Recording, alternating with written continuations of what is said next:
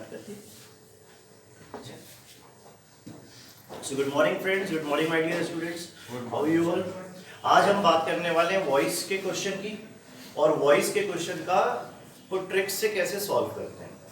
ये जो स्लाइड आप देख रहे हो आपके पीछे, इसमें मैंने कुछ एसएससी के क्वेश्चन पेपर लिए हुए हैं और कुछ एमपीएसआई के प्रीवियस पेपर के क्वेश्चन हैं। इसमें हम इन्हीं क्वेश्चंस को सॉल्व करके देखते हैं कि जो हमने अभी तक क्लास में पढ़ा था वॉइस को, उसको हम ट्रिक से कैसे सॉल्व कर सकते हैं, या आपको एग्जाम में किस तरीके के क्वेश्चन पूछे जाएंगे। तो आप भी आंसर्स बताते चलना, मैं आपको साथ ही साथ ट्रिक्स भी बताते चलूंगा, ठीक है।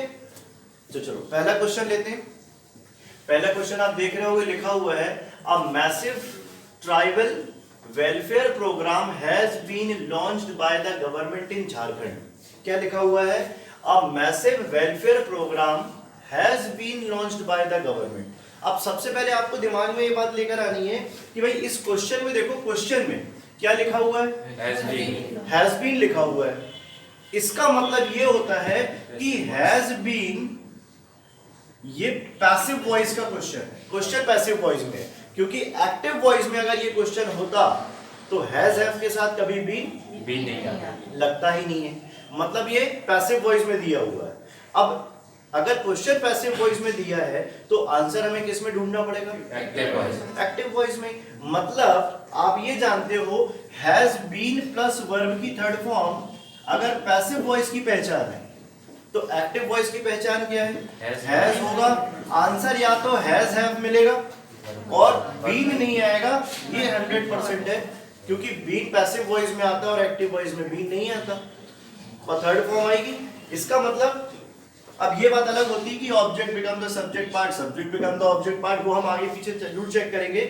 लेकिन जब आप पैसिव वॉइस के आंसर को चेक करते हो, देखो बात ये नहीं है अभी कि आप सॉल्व करते हो, बात ये है कि आपके पास एग्जाम में होता है टाइम कम, और कम टाइम में अगर आपको आंसर निकालना है और सटीक आंसर निकालना है, तब आप क्या करोगे? जब बात यहां पर होती है, आपको कितनी ग्रामर आती है, कितनी आपने बुक पढ़ी, वो सब चीजें कब फेल हो जाती है? जब आप एग्जाम के दिन बैठते हो।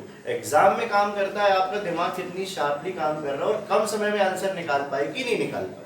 अब इतना तो हमने टेक्निक सीख ही ली है कि हैज बीन प्लस वर्ब की थर्ड फॉर्म बदलता है हैज हैव प्लस वर्ब की थर्ड फॉर्म, ठीक है। तो अब जब आप पैसिव वॉइस के आंसर को ढूंढोगे एग्जाम में, तो आप क्वेश्चन को पढ़ोगे नहीं, पढ़ोगे इन द सेंस, अब आप इसको इस तरीके से पढ़ने की कोशिश नहीं करोगे। आपको पढ़ना है ऊपर से नीचे। कैसे पढ़ोगे आप? ऊपर से। आप पढ़ोगे आंसर को ऊपर से नीचे, ना कि हॉरिजॉन्टल। अभी तक आप क्वेश्चन को हॉरिजॉन्टल पढ़ते आए हो, लेकिन अब आप कैसे पढ़ोगे? वर्टिकल पढ़ने वाले हो। वर्टिकल क्यों पढ़ने वाले हो? क्योंकि हमें आंसर में ये ढूंढना है हैज हैव प्लस वर्ब की थर्ड फॉर्म किस ऑप्शन पे लिखा हुआ है और किस ऑप्शन में नहीं लिखा है, ठीक है। तो चलिए देखते हैं। यहां लिखा है हैज लॉन्च्ड, यहां लिखा है हैड लॉन्च्ड, यहां लिखा है वाज लॉन्चिंग, और यहां लिखा है हैड बीन लॉन्चिंग। अगर क्वेश्चन हैज हैव पे है तो आंसर भी हैज हैव पर ही होगा, ये कंफर्म है।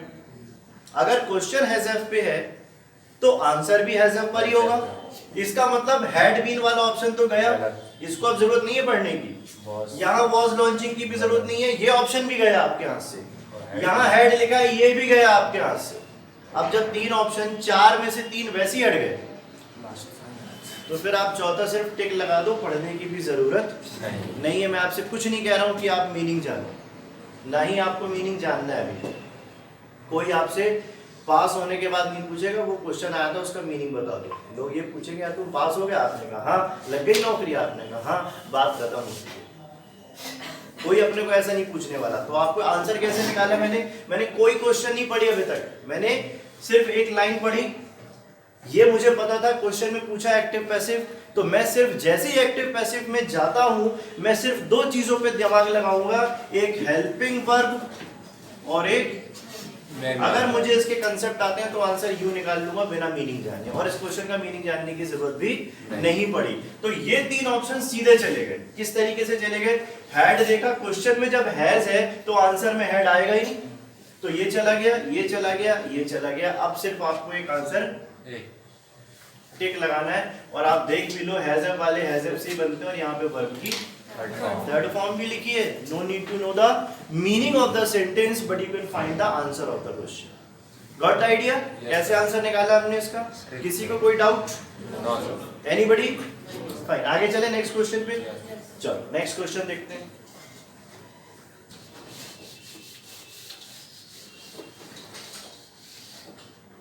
अच्छा, आप लोग चाहे तो क्वेश्चन पढ़ भी सकते हो. ऐसा नहीं है कि आपको मैंने बोल दिया कि पढ़ने की जरूरत नहीं है. ये डिपेंड करता है कि क्वेश्चन का लेवल कितना आसान है.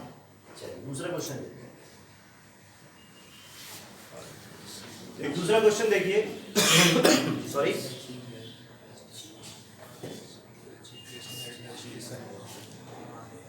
कंटिन्यूअस. ठीक है. अब आप इस क्वेश्चन को देखो. इसके टेक्निक पे बात करते हैं, क्वेश्चन पे बात करते हैं. क्वेश्चन कहां से शुरू हुआ? आर से. मतलब interrogative sentence.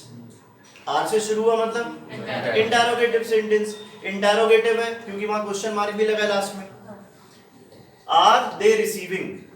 Is am are पहचान होती है प्रेजेंट कंटीन्यूअस टेंस की. Is am are plus verb की आईएनजी फॉर्म कौन सा टेंस बनाता है? Continuous tense. Present continuous tense. Present continuous हो चाहे पास्ट कंटीन्यूअस हो, हम ये जानते हैं कि क्वेश्चन का पैटर्न में इज एम आर आएगा, इज एम आर आएगा या वॉज वेयर आएगा. दो चीजें हैं. इसके बाद सब्जेक्ट आएगा. यहां पे वर्ब की आईएनजी फॉर्म थी, यहाँ आईएनजी फॉर्म है. Passive voice is am are वाले यहाँ पे हमको ऑब्जेक्ट लगा के क्या लाना पड़ेगा? बीइंग प्लस वर्ब की थर्ड फॉर्म. ये तो हम जानते हैं कि बीइंग आएगा, थर्ड फॉर्म आएगा. और इज एम आर वाले क्वेश्चन इज एम आर से बनते हैं. मैंने आपको जब इंटरोगेटिव पढ़ा रहा था तो मैंने आपको एक बात सिखाई थी कि डू डज वाले क्वेश्चन का आंसर इज एम आर से आता है, लेकिन बीइंग तो नहीं आएगा. और अगर क्वेश्चन इज एम आर पे लिखा हुआ है तो आंसर भी इज एम आर पर ही आएगा. अब आर से लिखा हुआ क्वेश्चन, हमें आर से लिखा हुआ क्वेश्चन का आंसर इज एम आर पे होगा, बीइंग होगा और वर्ब की थर्ड फॉर्म होगी. ये कंफर्म हो गया. अब आप सिर्फ क्या करोगे? ऊपर से नीचे चेक करो. सबसे पहला काम क्या करो? आर के आंसर है, क्वेश्चन है, तो आंसर भी इज एम आर पर ही होगा ना. यहाँ क्या लिखा है? गलत. यहाँ क्या लिखा है? गलत. यहाँ क्या लिखा है? हो सकता है. यहाँ क्या लिखा है? ये दो आंसर हो सकते हैं, लेकिन दो हट गए. अब दो में तो मेहनत नहीं करनी है. दो आंसर ढूंढने केवल इज एम आर वाले इज एम आर से बनते हैं. तो या तो आर होगा या इज होगा. अब आपने देखा are they receiving the chief guest. Chief guest. Chief guest मतलब कितने गेस्ट? एक. सिंगुलर. गेस्ट्स प्लूरल में तो नहीं लिखा है, सिंगुलर में लिखा है, मतलब एक ही है. और चीफ गेस्ट और चीफ गेस्ट ये सिंगुलर शब्द है. सिंगुलर के साथ क्या लगता है? एस. अब मैं इसके भी आगे बढ़ने की मुझे कोई कोशिश नहीं करनी है. आंसर मेरा ये अपने आप ही हो गया. फिर भी मैं चेक कर लेता हूं. यहाँ बीइंग लिखा है, यहाँ थर्ड फॉर्म लिखी हुई है, आंसर आ गया. No need to know the question. अभी आपको क्वेश्चन को बहुत ज्यादा डिटेल में पढ़ना, उसके हिंदी मीनिंग को निकालना. सपोज कोई स्टूडेंट है, उसको हिंदी मीनिंग निकालते नहीं आ रही है, टफ क्वेश्चन लग रहा है, तो वो क्या करे? अगर वो उस टेक्निक को अप्लाई कर लेगा तो एक ही बार में उसका आंसर आ जाएगा. I think you got the answer. Answer कैसे निकाल लिया हमने इसका? हमें ये पता था क्वेश्चन इज एम आर से शुरू होता है, तो आंसर भी इज एम आर से ही शुरू होगा. इसके बाद बीइंग आएगी, थर्ड फॉर्म आएगी, और हमारे पास ऑब्जेक्ट सिंगुलर था तो आंसर हो गया. इस. कोई डाउट? नो. आगे चलें.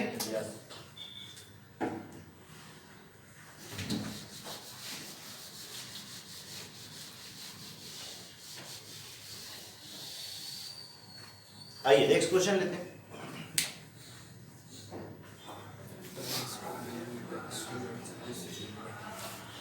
एक बार क्वेश्चन देख लीजिए आप लोग. फ्यूचर.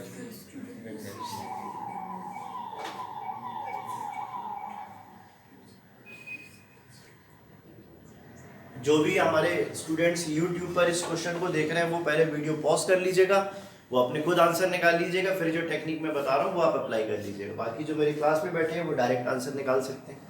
हाँ, the student sorry the principal, question लिखा हुआ है the principal will meet the students. अब विल मीट से पता चलता है ये सेंटेंस फ्यूचर का है, और विल शैल वाले क्वेश्चन के आंसर भी विल शैल पर ही बनाए जाएंगे, प्लस बी लगा के वर्ब की. विल शैल के हमने टेक्निक सीखी थी, शैल और will. Shall will plus be plus verb की, यही आंसर होता है पैसिव वॉइस का, क्योंकि विल के साथ सीधे वर्ब की फर्स्ट फॉर्म लगी है, इसका मतलब ये सेंटेंस एक्टिव वॉइस पर है, हमें आंसर ओके।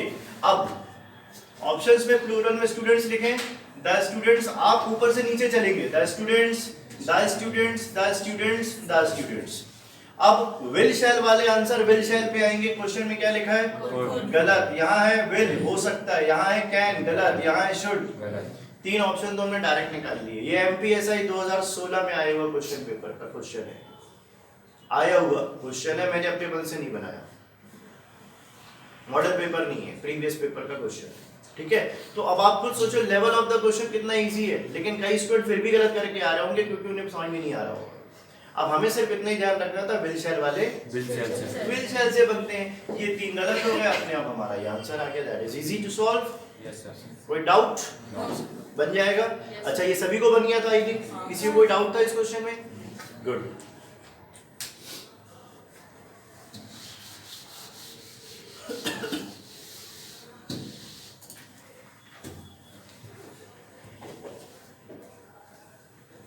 नेक्स्ट क्वेश्चन देखिए, will you accept the position. अब विल का क्वेश्चन है मतलब फ्यूचर है, और हम ये जानते हैं शैल विल वाले क्वेश्चन के आंसर भी शैल विल से ही बनते हैं। अब आप ऑप्शन पे देखो ध्यान से, ठीक है, कितनी जल्दी और सेकंड्स में आंसर निकलता है, मतलब यहाँ पे जरूरी नहीं कि आपने कहा बहुत टाइम लगना सर, वॉइस का क्वेश्चन है, सेकंड्स के आंसर है। विल शैल वाले आंसर विल शैल से ही बनते हैं, पहले पहले वर्ड को पढ़ो, विल कैन शुड हैज। अब आप खुद बता दो आंसर क्या होगा, एक ही बार में आंसर मिल रहा है, पहला क्वेश्चन, ये भी एमपीएसआई का ही क्वेश्चन है, आया हुआ क्वेश्चन है। अब आप बोलो सर एसआई का क्वेश्चन बहुत टफ आता है, नहीं टफ आता, सिंपल क्वेश्चन है, इससे ज्यादा इजी क्या होगा, है कि नहीं? तो विल शैल, अब आपको इतने ऑप्शन देखने के बाद आपने काट दिया ना, एक बार में ही आंसर लगा दो, पढ़ने की भी जरूरत नहीं। कोई डाउट? आगे चले।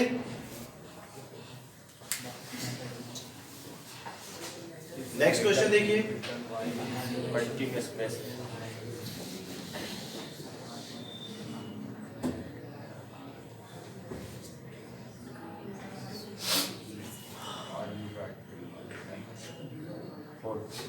आंसर पहले आप देख लो कि क्वेश्चन पैसिव में है कि एक्टिव में है। पैसिव। क्या ये क्वेश्चन एक्टिव है या पैसिव है? पैसिव। कैसे पता चला पैसिव वॉइस है?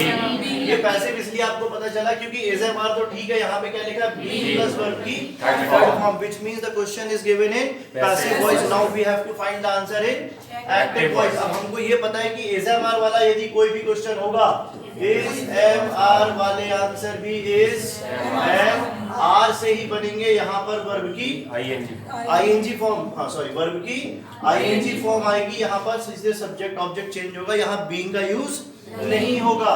तो एजएमआर वाले आंसर देखो, एज वाले यहाँ पे हेड है क्या, ये गलत होगा।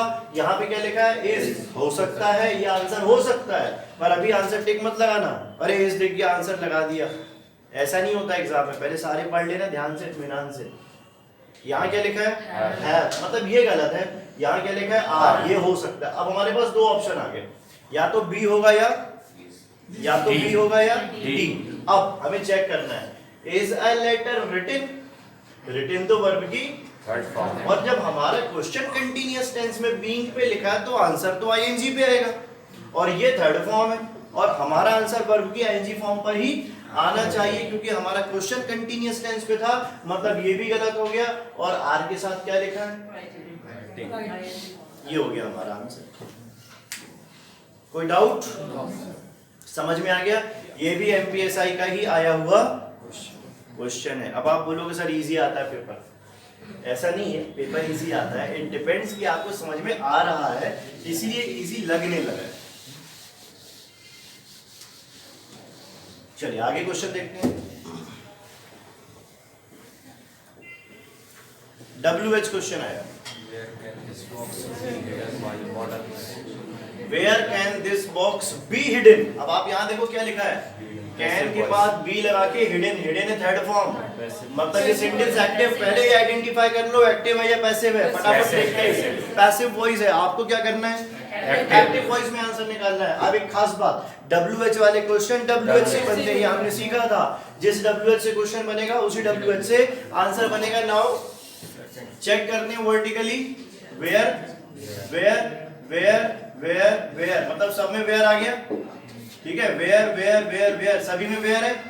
इसके बाद कैन वाले, मतलब जो मॉडल से बनेगा क्वेश्चन वही आंसर उसी मॉडल से बनता है। कैन वाले आंसर कैन से बनेंगे। यहाँ क्या लिखा है? वुड। देखते ही हटा दो, यहाँ क्या लिखा है? कैन। सही हो सकता है क्योंकि नीचे भी कैन लिखा हो, तीनों जगह कैन लिखा हो, चारों जगह कैन लिखा हो, फिर क्या करोगे? कैन। यहाँ क्या लिखा है? यहाँ क्या लिखा है? आंसर क्या है? आया आंसर? आसान है, कोई डाउट? एनीबडी? आगे चले।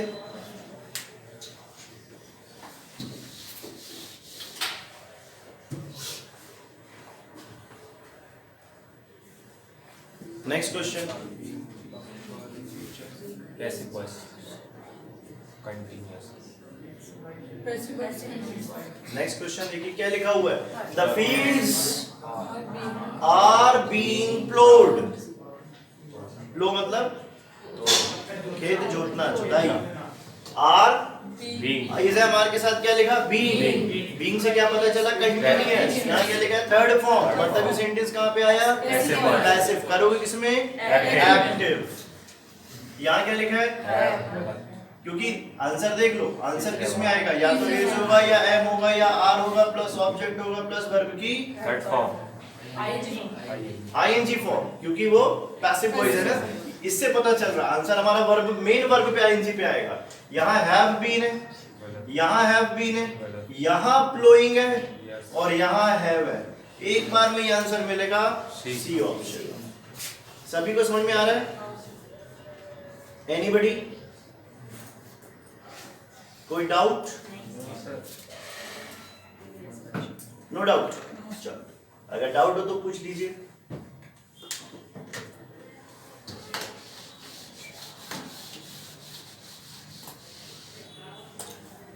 अगला क्वेश्चन सिर्फ आप सॉल्व करेंगे, मैं बाद में बताऊंगा।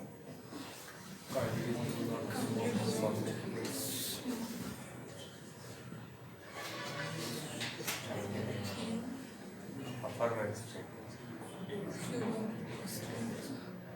Past tense. Active voice. पहले ये बताइए, एक्टिव है या पैसिव है? Active.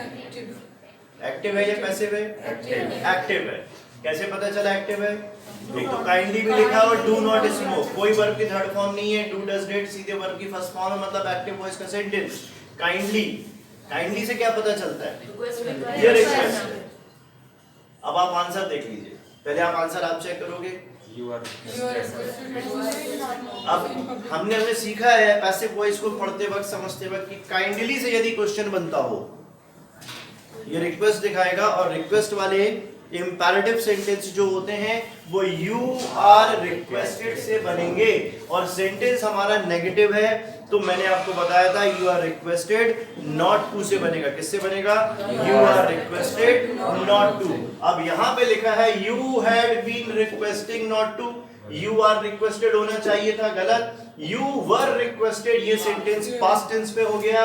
यू आर रिक्वेस्टेड ये प्रेजेंट टेंस पे हो गया। और वी आर रिक्वेस्टिंग की हमें जरूरत नहीं। तो you are requested not to smoke in public place, ये हो गया हमारा आंसर। सभी ने ये आंसर निकाला था, ये कुछ अलग निकाला था? सभी के आंसर सही है। Any doubt to anybody? अगर कोई डाउट हो तो आप पूछ लीजिए। No doubt? आगे चले? ओके। क्या लग रहा है, वॉइस बन जाएगा एग्जाम में? नहीं बन पाएगा? अगर आपने वर्टिकल चल लिए और आपको कंसेप्ट क्लियर हो गया तो आप कर लो। और आपने ऐसे पढ़ने की कोशिश की और आप मुझे, ठीक है, जल्दी से सॉल्व करिए। Active voice of basic voice. Model. हाँ, Can वाले. क्वेश्चन कहाँ से शुरू हुआ? आंसर कहाँ से बनेगा? कंफर्म है? Can, will, shall, would. ऐसे क्वेश्चन के आंसर तो सिर्फ एक बार ऐसे नजर मारो और टिक लगा दो। Question can, answer can, will, shall, would, इन तीनों को हटा दीजिए, आंसर एक बार में मिलता है। Can, these sums be solved. Verb की थर्ड फॉर्म एक बार में आंसर है. आई डोंट थिंक सो इसमें कोई डाउट है. आगे चलें. सभी के आंसर आ गए थे. ओके